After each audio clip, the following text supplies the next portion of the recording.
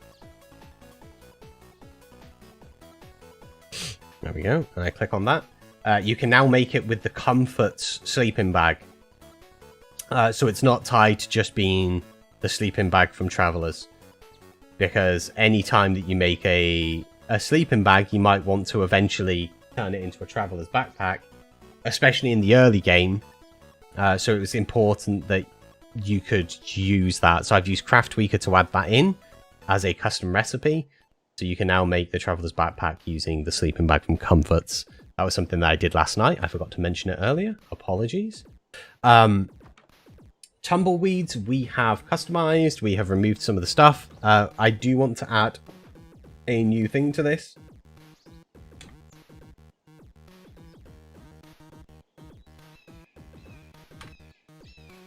Which is Minecraft Cobweb. There we go.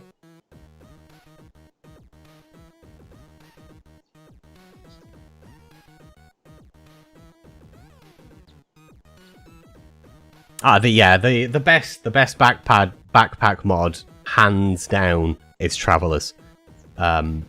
It's one of the older ones, and because of that, it has a lot of hooks in for other mods. So it works automatically with Curios. It used to work with Baubles, now Baubles is Curios, so it works well with Curios. It has a lot of bonus things that are in there. The actual model renders on your back when you pull it on, which is nice. Yeah, super great. Both me and Nimril, just good old OG Minecraft players, swear by it as a mod.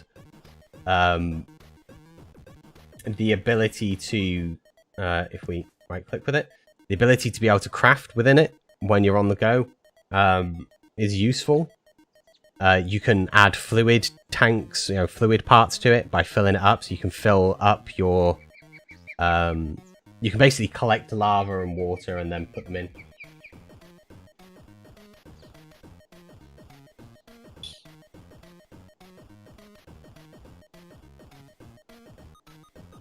So we can... Oh, it's under there, right? Yeah. There we go. So we can put the backpack on. It gets modelled onto our backs. When we die, it will drop to the floor. It will stay there for quite a long time, so it acts almost like a grave.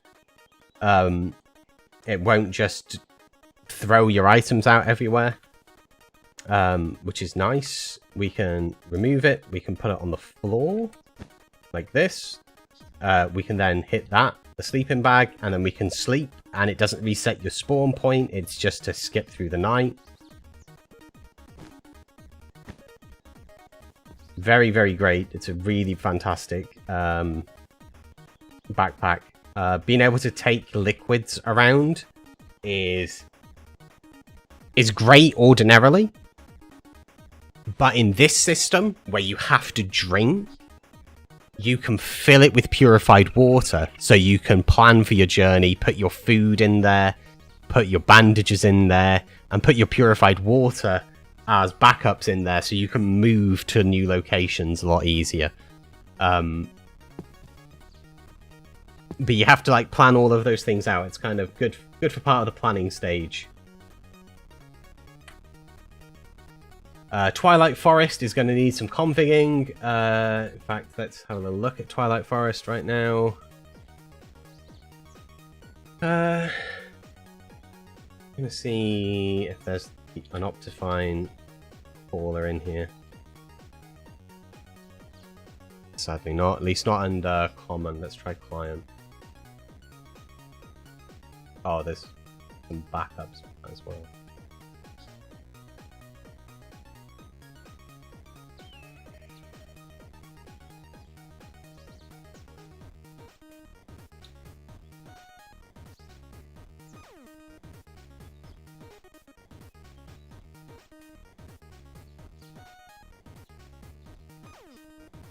Ah, there we go. Disable the Optifine nag screen. There we go. Twilight Forest complains about how some things might render incorrectly with Optifine, and every time you launch the game, it nags at you. Which I don't want. So that's that pulled out. I've tested it with Optifine on, and I've gone to the Twilight Forest. In fact, screw it. Let's go over here. I was going to do this tomorrow, but hey, I'm going to be closing the stream relatively soon, so we can have a little look. We can have a cheeky little look, guys. I'm sure it'll be okay. Okay. And we need some flowers. We want some roses, right? I think it's rose or poppies. Do they call them poppies now? Just throw these around that.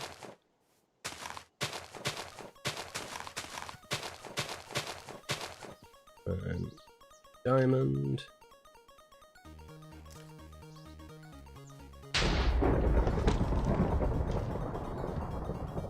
Okay. Whoomp.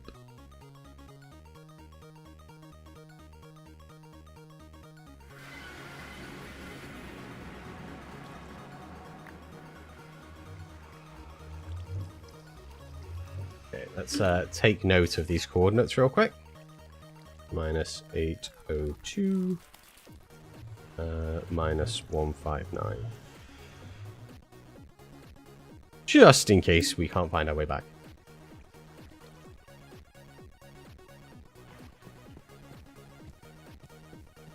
So far, through coming here and having a little look around, I've not found any Optifine related issues yet. Lots of little fast squirrels. Yeah, see, we've got birds' nests generated in here. I don't think I want birds' nests. Oh, though maybe I do. Maybe it'd be nice to have birds generate in the Twilight Forest. Not in Atom, but I think maybe in here. So, yeah, I probably won't do that. Are there any waste stones or TP mechanics? No. I don't want to... There's a potion called the Potion of Recalling, I think it's called. Yeah, there we go. The Potion of Recalling. That will teleport you back to your spawn point. But it's a consumable item. So you'd have to carry them on you specifically, and that will take you back to where you're bound to.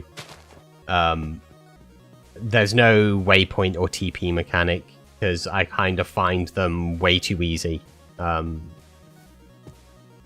want people to adventure, but I want them to adventure and struggle with going out. Like, I want it to be a part of the experience for them. Okay, so the Naga is the thing that it should have problems with, and we do. Look, so we can see that we just have the head rendering. So that there is a problem with Optifine and Twilight Forest together. So you just see the head as opposed to all of the segments of its body behind it, which is an issue. So essentially we have to choose whether we want Twilight Forest or Optifine. So that'll be something that I need to look at when I get to the playtesting phase and I have a few people playing it. Because I need to make... I'm running, like I said before, I'm running relatively old hardware. So at the moment, I'm like, okay, I need Optifine on, but when it gets through to other people and they've got newer hardware, they might be like, nah, you don't need Optifine. So it would be a case of having Twilight Forest and not Optifine, whereas if they're like, you need Optifine 100%, then yeah, we'll have to remove Twilight Forest.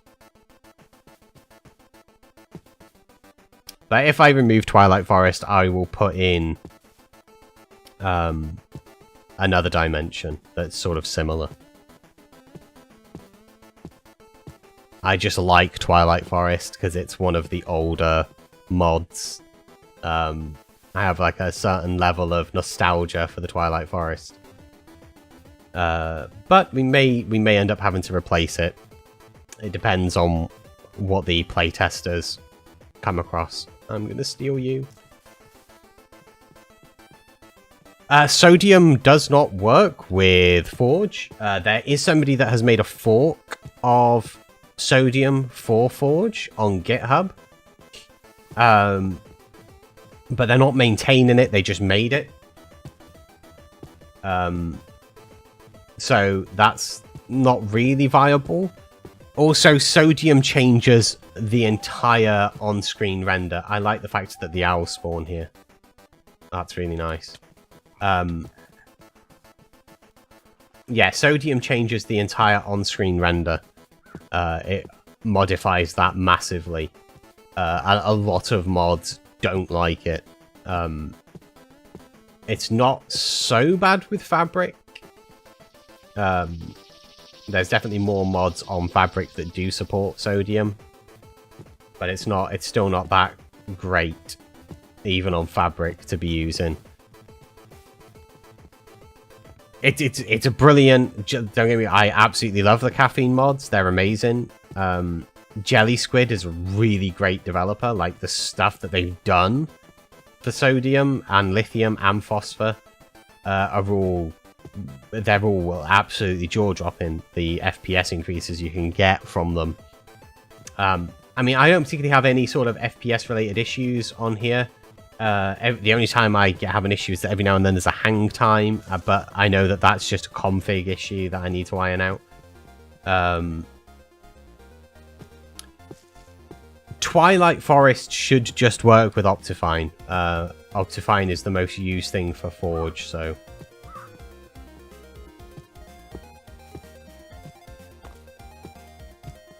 Okay, we do have birds. I don't know how I feel about birds spawning in the Twilight. I kind of like it because it does feel very wild, Twilight Forest. That's kind of like the point of it. So I actually think it might be nice to have them in. Again, the health bars above their everything's heads, ignore that. That's something that's going to be getting removed. I put that on back when this was essentially a tutorial. So, yeah, I've not removed it. As I said before, the GPU that's inside my system is... Oh my god, bear scared the crap out of me. As I said earlier, the GPU that's inside my system is an AMD R9 390 Sapphire. It's overclocked. Not tons, just slightly. But it's 100. Yeah, it needs updating. Yeah. The Atom definitely shouldn't have birds in it. Vultures, yes, vultures would be cool. There's actually a couple of things called soul vultures that I might put into there that are rare in other places, and I might set them as a dimensional only thing for Atom, so they only spawn inside the Atom world. Oh, I'm too far from home to return, so you can't use this in other dimensions.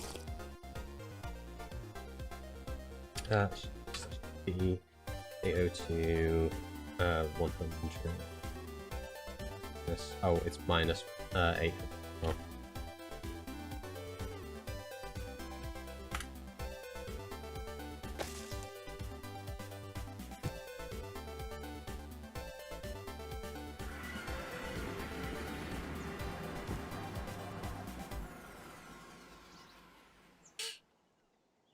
Okay.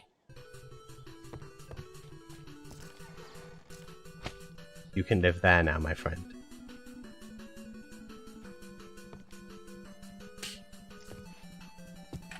So let's go past. I don't think I need to change anything in Useful Railroad.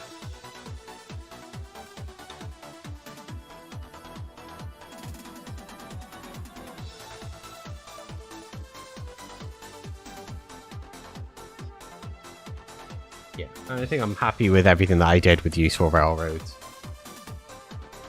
When Dungeons Arise, probably does need some tweaking, but not too much.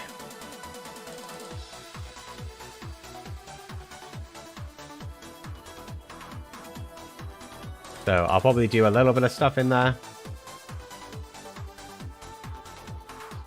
But we won't be doing that today, because there's a lot of things to go through for that.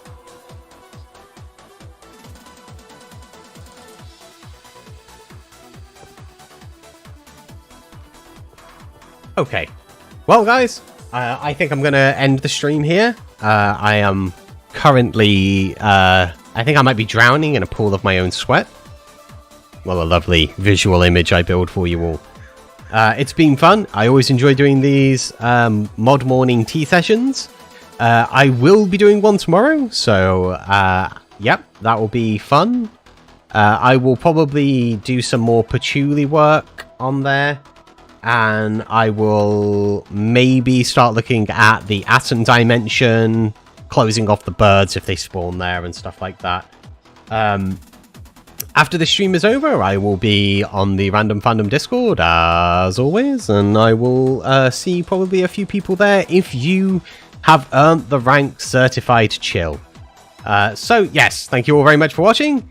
It's always a pleasure, and I will see you tomorrow. Bye. Next time, boxheads.